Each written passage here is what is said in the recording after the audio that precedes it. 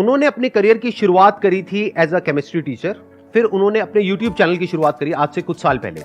उनका जो YouTube channel है उसका नाम है A2 motivation. Please give an energetic and warm welcome to the one and only Arvind Arora sir.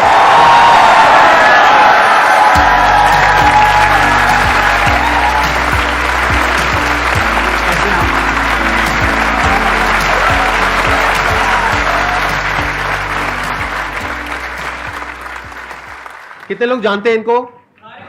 सारे जानते हैं, सबने इनकी वीडियोस देखी होंगी। इनके बारे में वैसे तो मेरे पास में बहुत कुछ है बोलने के लिए, और अगर मैं बोलता रहा, इनकी तारीफ करता रहा, जो इनकी पर्सनालिटी है, जो इनकी वीडियोस है, तो आई थिंक पूरा सेशन इसी में निकल जाएगा। लेकिन अगर मेरे को शॉर्ट में बोलना हो, सिर्फ एक लाइन के अंदर अंदर जो मैंने ऑब्जर्व किया, इस पूरी दुनिया की पॉपुलेशन कितनी है? 1.5 इंडिया की नहीं, पूरी दुनिया की पॉपुलेशन कितनी है? मोर देन 7 बिलियन, मतलब मोर देन 750 करोड़। उससे ज्यादा इनके चैनल के ऊपर व्यूज है।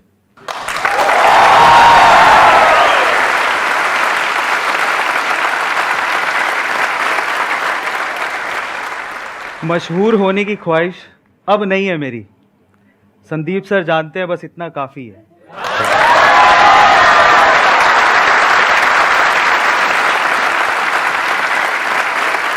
हर बार हम लोग स्टेज पे आते हैं, हमारे लिए तालियां बजाते हैं यार।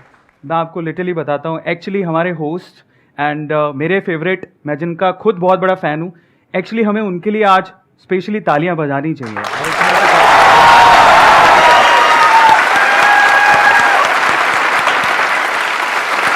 बैठिए बैठिए बैठिए।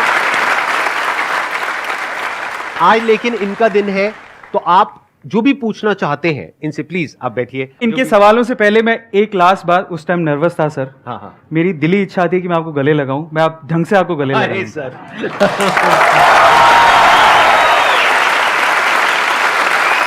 Thank you. You are doing fabulous job actually. Actually मैं पहले एक ऑफलाइन टीचर था, और वो भी गेट की कोचिंग करवाता था। उसके बाद मैं एक केमिस्ट्री टीचर बना, उसके बाद मैं ऑनलाइन आया, और 2019 में A2 मोटिवेशन मैंने स्टार्ट किया था, जहाँ पर मैं फैक्ट और मोटिवेशन की वीडियोस बनाता हूँ, शॉर्ट्स। एंड मैं एक राइटर भी हूँ, और अब एक एंटरप्रेन्योर हूँ। मेरा खुद का एक स्टार्टअप है जो कि बेंगलोर से हम लोग ऑपरेट करते हैं। सो ये मेरा रोलर कोस्टर राइड है। अब इस सेगमेंट में आप जो भी सवाल पूछना चाहें, स्वागत है आपका। आप रेगुलर वीडियो डालते हैं पर डे, मैंने जैसे आपके देखता हूँ कि आपकी वीडियो आती रहती है, तो उस कंसिस्टेंसी को कैसे बनाए रखने हैं आप? क्योंकि आपके बहुत सारे वर्क है, तो आप उसको मैनेज कर रहे हैं और साथ साथ वीडियो भी डाल रहे हैं। तो सर वो चीज़ में जानना चाह रहा हूँ। मैं जब YouTube पे आया था, तो मैं थोड़ा सा हमेशा फील करता हूँ कि जो आज का यूथ है, वो जब यूट्यूबर्स या सोशल मीडिया पे इन्फ्लुएंसर्स को देखता है, तो वो जनरली देखता है कि बहुत फेम है, बहुत पैसा मिल रहा है, उस वजह से वो लोग इस फील्ड में आना चाहते हैं। ये थॉट प्रोसेस थोड़ा सा नेगेटिव है, क्योंकि मैं इस वे में नहीं आया था। 2014 में मैं बताना चाहता हूँ कि मैं बहुत अपने आप को लकी मानता हूँ कि मेरे पास इतने 6 महीने के पैसे थे कि मैंने ब्रेक लिया। वो थॉट प्रोसेस बहुत इंपॉर्टेंट है, उसी के बारे में अभी बता रहा हूँ। वो 6 महीने का ब्रेक लिया, उसमें मैं खुद को एक्सप्लोर करना चाहता था कि मेरी कैपेबिलिटीज़ क्या है, मैं क्या करना चाहता हूँ। तब मुझे यूट्यूब की याद आई। मैंने कहा एक ऐसा प्लेटफॉर्म है जहाँ पे अगर मैं जो सीखा हूँ उसके अगर मैं एक वीडियो बना देता हूँ और उसे मैं अपलोड कर देता हूँ, तो मुझे अगर आप 10 साल बाद भी देखना हो, या मेरे बच्चों को भी सिखाना हो कि देखो मैंने ये इजाद किया था जिसकी वजह से मुझे फैसिलिटेट किया गया था, मैं एक वीडियो अपलोड करता हूँ, ताकि ये एक लाइफ टाइम तक सेव रहेगा। मैं इस वे से आया था। मुझे पैसा नहीं कमाना था, मुझे फेम नहीं कमाना था, मुझे अपने लिए वीडियो बनाना था ताकि वो सेव रहे, ताकि 10 साल बाद भी भूल जाऊँ तो मैं रिकॉल कर सकूँ। और जहाँ तक रही अपनी लाइफ को मैनेज करने की चीज़, अगेन वो स्केड्यूल पे डिपेंड करता है। अगर आप प्रॉपरली अपने आप को, अपने स्केड्यूल को मैनेज करोगे तो आप सारी चीज़ें कर सकते हो। पहले थोड़ा डिफिकल्ट लगता था, क्योंकि पहले 1 मैन आर्मी था मैं, अकेले ही खुद ही स्क्रिप्ट लिखना, खुद ही शूट करना, उसके बाद एडिटिंग में कहीं ना कहीं एक एडिटर था मेरे साथ में, बट फिर भी वहाँ पार्टिसिपेशन था। लेकिन अभी टीम हो गई है, तो मैं थोड़ा टाइम मेरा बच जाता है, अगेन थोड़ा ज़्यादा ही बच जाता है। तो मैं उसमें थोड़ा बहुत एक बुक लिखी है मैंने, वो भी लॉन्च हो गई है, उस पर भी मैंने काम किया, और फाइनली मैं अपने स्टार्टअप पे भी काम कर रहा हूँ। So it's all about your scheduling. अगर आप अच्छे से टाइम मैनेजमेंट, जो कि स्किल संदीप सर भी सिखाते हैं, अगर वो सीख लें, अपने आप को मैनेज करना सीखें, और सिर्फ लिखने से कुछ नहीं होता। आपने पेपर पे लिख लिया मैं इतने बजे उठूंगा, commitment is very much important. अगर आप अनुशासित हैं, कमिटेड हैं, तो आप आगे जा सकते हैं। और कई लोग अनुशासन को, यानी कि डिसिप्लिन को भी एक अलग तरीके से देखते हैं। उसका रियल डेफिनेशन ये नहीं है कि किसी भी काम को रेगुलरली करना, नहीं। चाहे वो काम आपकी पसंद का हो या पसंद का ना हो, फिर भी अपने फ्यूचर के लिए, अपने आप के लिए, अपनी फैमिली के लिए, अपनी सोसाइटी के लिए नापसंद होने के बावजूद भी अगर आप उसे कंसिस्टेंसी से करते हो, रेगुलरिटी से करते हो, दैट इज कॉल्ड डिसिप्लिन।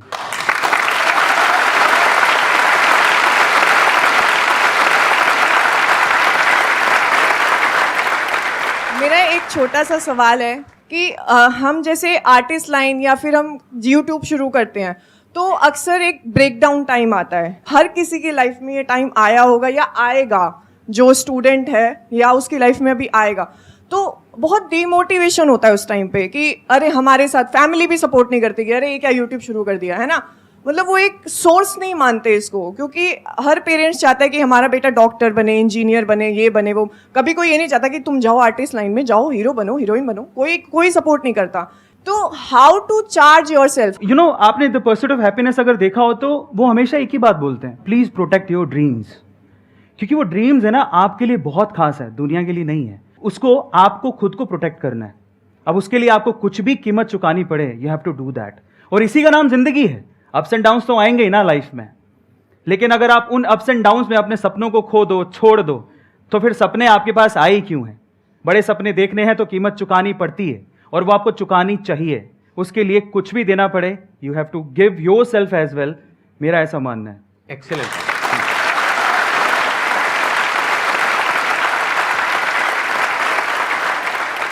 मैं आपको बताता हूँ कि ये बात है, जब मैं बहुत छोटा था, मेरे मामा, मेरी नानी, हम लोग सब साथ में बैठे हुए थे। तो मेरे मामा ने मुझसे पूछ लिया कि जैसे बाय द वे तू करना क्या चाहता है? मैंने कहा बहुत बड़ा आदमी बनूंगा। मतलब मैंने अपने आप को कभी कम आंका ही नहीं, लोगों के सोचने से फर्क नहीं पड़ता। मैंने बोला बहुत बड़ा आदमी बनूंगा, मैं बाहर जाऊंगा कुछ करने के लिए, इंजीनियरिंग करूंगा। तो मेरे मामा हंसने लग गए। ऐसा होता है जनरली, लोग फैमिली में होता है, आप लोग कोई ना कोई आप पे हंसा होगा। तो उस दिन वो हंस लिए, मेरे मामा उस दिन हंस लिए।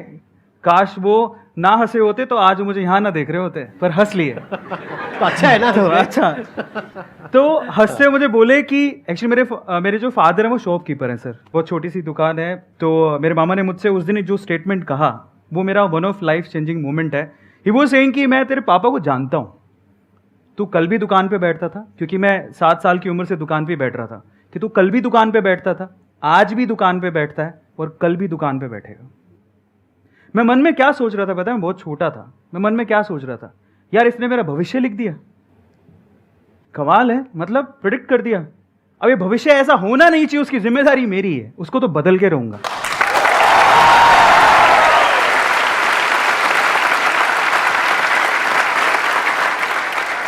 जब प्रॉब्लम्स आती है ना हमारी लाइफ में, तो हमारे पास में 2 ऑप्शंस होते हैं। एक है हम ब्लेम करने लग जाए अपने रिलेटिव्स को, फ्रेंड्स को, इसको उसको, सिचुएशंस को, लाइफ को, हर एक को ब्लेम करें कि मैं इसकी वजह से कुछ नहीं कर पा रहा। दूसरा ऑप्शन ये होता है कि जो भी आपको उल्टा बोल रहा है या आपको आगे बढ़ने से रोक रहा है, तो आपको गुस्सा आता है। जब कोई आपको उल्टा बोलता है, आपकी फैमिली में, फ्रेंड्स में, यहाँ पे वहां पे, मुझे भी बहुत बोला था जब मैंने अपना करियर शुरू किया था, इनको भी बोला था, सबको बोलते हैं। आपको ये समझना है कि अगर कोई आपको उल्टा बोल रहा है, आपको गुस्सा आ रहा है ना, आने दो गुस्सा। हाँ। बस उस गुस्से को चैनलाइज करो सही जगह पर। Exactly. वही इन्होंने किया, और आज देखो इनके अंदर एक जोश है, एक आग है जो आप लोग फील कर पा रहे होगे, मैं देख पा रहा हूं।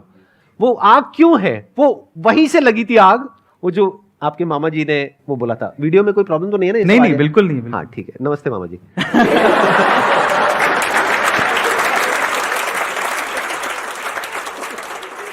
मैं आपसे पूछना चाहता हूँ कि how to be clear on thoughts, मतलब जो हम सोचते हैं और उसको इम्पोज भी करना है। और कई बार डिसीजन मेकिंग में भी हमें मतलब दिक्कत हो जाती है कि कोई डिसीजन ले तो लेते हैं लेकिन उसको अप्लाई नहीं कर पाते। बहुत अच्छा सवाल है।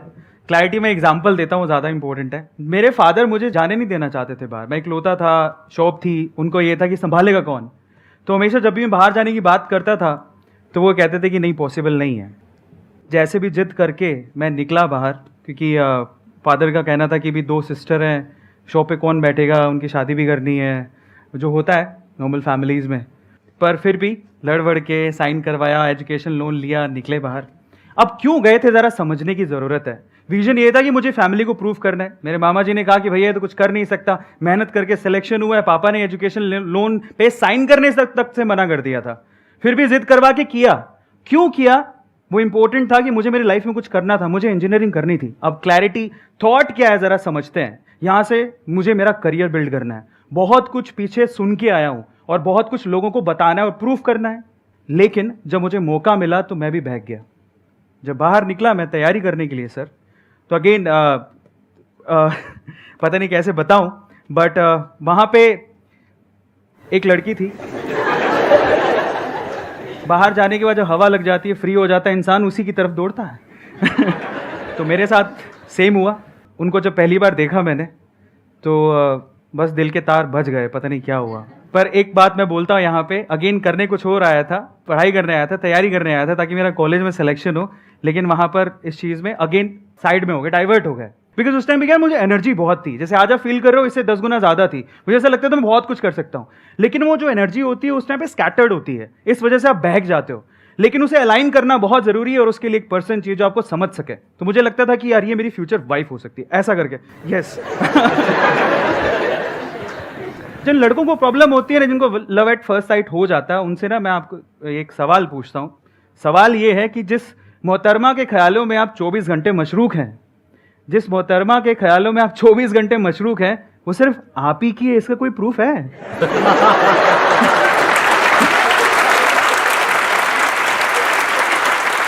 उसके आने का इंतजार करना, उसके जाने का इंतजार करना, उसे देखना, है ना? बिल्कुल होता है।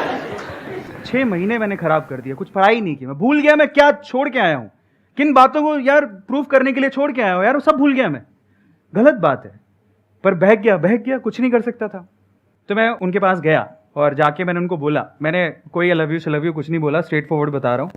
और उनके पास बैठा, जाने का मौका मिला तो मैंने कहा मैं जा रहा हूँ। उनकी मम्मी को बोला पहले, तो मम्मी टकराई। मैंने कहा जा रहा हूँ तो मैं सोच रहा हूँ सबसे मिल लूँ, क्या मैं उनसे भी मिल सकता हूँ? मैं उनका बहुत बड़ा फ़ैन हूँ। वो फ़ैन इस वजह से था क्योंकि वो बहुत ही थोड़ा इंक्लाइंड थी स्पिरिचुअलिटी की तरफ, तो वो बहुत बुक्स पढ़ती थी। तो मैं गया उनके पास बैठा, मैंने डायरेक्टली उनको एक ही बात बोला, मुझे आपसे एक बात कहनी है। तो बोले क्या? मुझे आपसे शादी करनी है। अब अच्छा शादी करनी है, फायदे मैं बता देता हूँ, मुझसे 5 साल बड़ी थी। उन्होंने कोई रिएक्शन नहीं दिया। लास्ट में जब पूरी कॉन्वर्सेशन हो रही थी, सुनती रही, लास्ट में उन्होंने मुझे बोला कि एक बात बोलती हूँ, ध्यान से सुनना। मैंने कहा हाँ। बोले अपने माँ बाप के पैसों पे तुम यही करने आए हो क्या? स्टेटमेंट बहुत खतरनाक थी, दिल पे चुभ गई कि अपने माँ बाप के पैसों पे तुम यही करने आए हो क्या था। फिर उसने बोला कि तुम जब 6 महीने पहले आए थे ना, तुम्हारे बारे में बहुत सुना था कि तुम बहुत इंटेलिजेंट हो, अब क्या हो गया? फिर लास्ट में उसने जो बात बोली वो आप सब लोगों को सुननी ही चाहिए। अगेन मैं कह रहा हूँ, लड़कियाँ बहुत मैच्योर होती हैं। वो खुशी वाली बात भी थी लेकिन चैलेंज भी था मेरे लिए। उसने बोला तो सफल हो जाओ, अपने पाँव पे खड़े हो जाओ, तब हर चीज़ तुम्हारी कदम चूमेगी, तुम्हें सब मिल सकता है, शायद मैं भी। जब उसने वो स्टेटमेंट बोला, मुझे दुख से ज़्यादा खुशी इस बात की थी कि आग दोनों तरफ है। वो कह रही शायद मैं भी।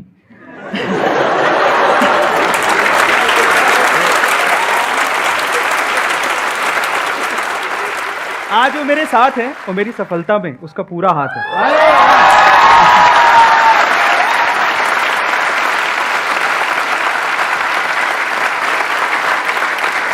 ये छोटे छोटे से मूवमेंट होते हैं बॉस, जब आप अपने पाथ से हटते हो ना, अगेन वो मेरे लिए डिस्ट्रैक्शन था, लेकिन वो आपकी कभी कभी स्ट्रेंथ भी बन जाती है।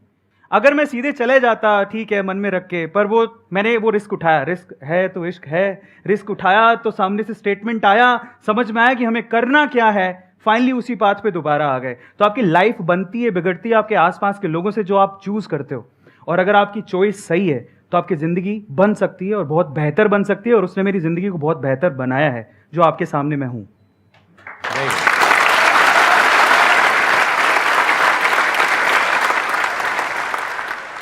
क्वेश्चन ये है कि आपने जैसे बोला कि दैट बर्निंग फायर होना चाहिए या कुछ है, अगर वो स्टिल एग्जिस्टिंग है, but being a special educator क्या रहता है कि हमारा तो वर्क है, but parents are also expecting more as compare to the main streaming student. तो that exertion on the existing job और वॉट एवर द करियर अगर होता है तो वो कैसे मतलब रिजॉल्व होगा? अगर आप करियर को चूज कर रहे हैं तो प्रॉब्लम ये होती है कि दूसरों की एक्सपेक्टेशंस क्या हैं, दूसरे क्या सोचते हैं, कौन सा करियर बेहतर है, कौन उस करियर में अच्छा कर रहा है, हम वो फॉलो करने की कोशिश करते हैं बजाय अपने पैशन को देखने के।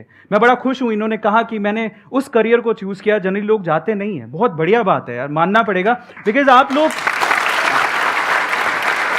बहुत बढ़िया, बिकॉज आप लोग समझ लीजिए कि आपको जो शोशा वाली जिंदगी दिखती है ना, इन्फ्लुएंसर्स वाली, वो दिखने में अच्छी है, उसको मेंटेन करना हार्ड है। आप सिर्फ उनको देख के मत जाओ, आपका कोई पैशन या स्किल सेट है तब आप जाओ।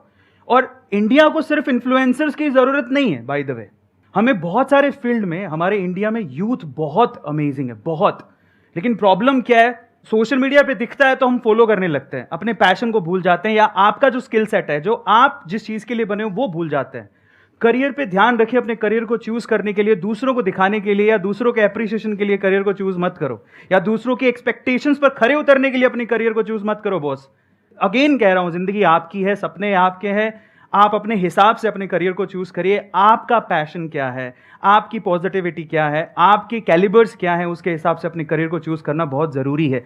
मैंने अभी थोड़े दिन पहले एक स्पिरिचुअल गुरु है, she is really amazing, Jaya Kishori ji, उनके साथ एक पॉडकास्ट किया था, उनका नाम लेना चाहूँगा मैं, और वो पॉडकास्ट अभी रिलीज़ हुआ है। तो उनसे मैंने एक चीज़ सीखी। देखिए, लोग आपको बहुत कुछ कहेंगे, बहुत कुछ, वो गाली भी निकालेंगे, आलोचना भी करेंगे, they will abuse you, they will criticise you. यार वो लेना नहीं लेना आपके हाथ में, इग्नोर कर दो, छोड़ दो उसको। हार्ड है, लेकिन अगर आपने ये कला सीख ली कि दूसरों के क्रिटिसिज्म को कैसे एक एक लाइन के बाद, एक बाउंड्री के बाद अपने तक आने ही नहीं देना है। अगर आपने 200% किया है ना, that's it, straight forward, simply बोल रहा हूं, दूसरों की क्रिटिसिज्म को भूल जाओ। अगर मन से सेटिस्फैक्शन है ना कि मैंने बच्चों के लिए बहुत दिन रात मेहनत की है, 200% दिया है, क्रिटिसिज्म मैटर ही नहीं करता, जब तक आपका मन आपको अप्रिशिएट कर रहा है। और आपके मन का अप्रिशिएशन बहुत ज्यादा मायने रखता है।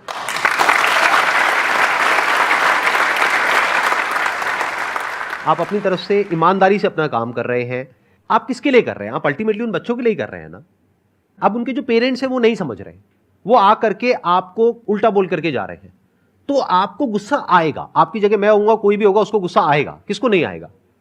कोई इंसान अपने पूरे दिल से एक काम को करे, ईमानदारी से करे, अच्छी नीयत के साथ करे, उसके बाद भी लोग सामने से उल्टा बोले तो गुस्सा आता है।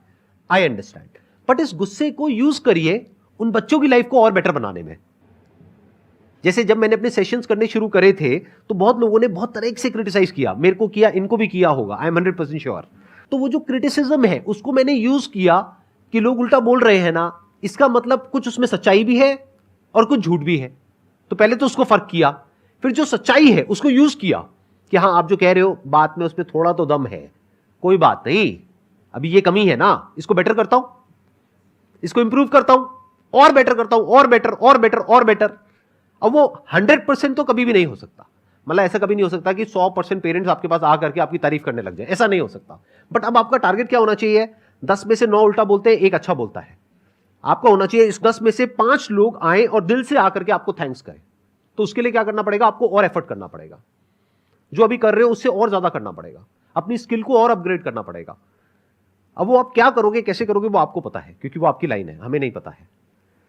तो अगर आप वो कर पाते हो और उस तरह से आगे बढ़ पाते हो, तो सिर्फ अभी जिस स्कूल में आप पढ़ा रहे हो वहीं पर नहीं, आगे भी लाइफ में बहुत आगे जा सकते हो। अपॉर्चुनिटीज बहुत है, और उन्हीं लोगों के लिए है जो इस तरीके से लाइफ में आगे बढ़ते हैं। क्योंकि अगर उनके कहने पर आप रुक गए तो नुकसान किसका है? इसको ऐसे देखो, आपने कहा कि अब मैं अपना जो काम कर रही हूं ना, उसको अच्छे से करने के बाद भी कुछ मिलता तो है नहीं, मतलब अपना काम अच्छे से करने के बाद भी उल्टा ही सुनने को मिलता है, तो काम करना ही क्यों है? भाड़ में जाए, मुझे क्या फर्क पड़ता है। ये भी एक अप्रोच है बहुत लोगों की कि हम काम करते हैं, एप्रिसिएशन तो मिलता नहीं है, जॉब करता हूं, यहां पर कमियां तो सब निकालते हैं, तारीफ कोई करता नहीं है, अच्छी क्वालिटी कोई देखता नहीं है, तो मैं अपना काम ढंग से करूं ही क्यों? तो इसमें नुकसान किसका है? कभी सोचा है? शॉर्ट टर्म में चलो उस इंसान का नुकसान है, जो एम्प्लॉयर है उसका नुकसान है। लॉन्ग टर्म में किसका नुकसान है? एम्प्लॉय का, क्योंकि वो एम्प्लॉय वहीं पे स्टक हो जाएगा, वो बेकार हो गया उस कंपनी के लिए भी और कंपनीज के लिए भी। लेकिन अगर उसको उस कंपनी में उल्टा बोला जा रहा है, फिर भी वो अपने काम को और अच्छा करता जा रहा है, और अच्छा करता जा रहा है, और अच्छा करता जा रहा है, तो आज नहीं तो कल वो उस कंपनी को छोड़ेगा, कहीं और जाएगा। तो हो सकता है वहां एप्रिसिएशन नहीं मिला, अरे वहां तो मिलेगा, दूसरी जगह नहीं मिला, तीसरी जगह मिलेगा, चौथी जगह मिलेगा। कोई तो कंपनी होगी जो देखेगी कि आप एक्चुअल में अंदर से क्या हो, जिसको हीरे की परख होगी, और उस दिन आपको हीरे का दाम मिलेगा।